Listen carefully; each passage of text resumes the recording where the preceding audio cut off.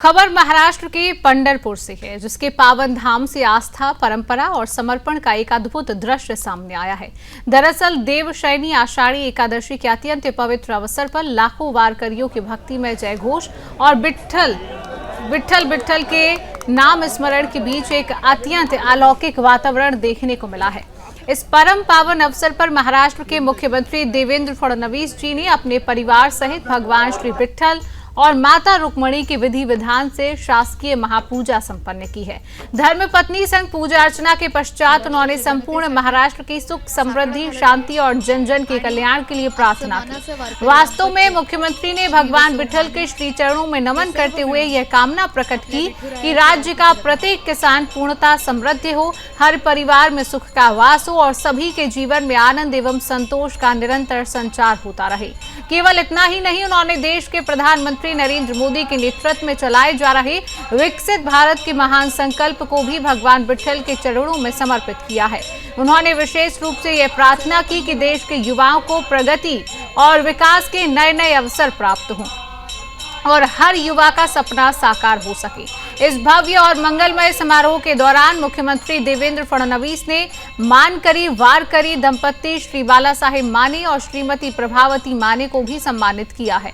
इसके साथ ही वारी की महान परंपरा में स्वच्छता, अनुशासन और निष्काम सेवा भाव का उत्कृष्ट परिचय देने वाले श्रद्धालुओं को श्री विट्ठल निर्मल दिंडी पुरस्कार 2026 प्रदान कर उनका गौरव बढ़ाया। वास्तव में मुख्यमंत्री फडणवीस ने इस बात को रेखांकित किया कि इस वर्ष आषाढ़ी वारी ने एक नया इतिहास रचा है, जब 25 किलोमीटर से भी अधिक लंबी श्रद्धालुओं की अभूतपूर्व कतार लगी हो, तब भी राज्य सरकार और प्रशासन की ओर से प्रत्येक वारकरी के लिए अत्यंत उत्कृष्ट और सुव्यवस्थित प्रबंध किए गए हैं। उन्होंने गौरव व्यक्त करते हुए कहा कि संपूर्ण विश्व में ऐसा कोई अन्य आध्यात्मिक उत्सव नहीं है जहां बिना किसी औपचारिक निमंत्रण के लाखों श्रद्धालु केवल अपने आराध्य देव के दर्शन की उत्कृष्ट अभिलाषा में सैकड़ों किलोमीटर की यात्रा पैदल चलकर पूर्ण करते हैं। श्रद्धालुओं की इस निरंतर बढ़ती हुई संख्या और सुविधा को ध्यान में रखते हुए मुख्यमंत्री ने एक ऐतिहासिक घोषणा भी की।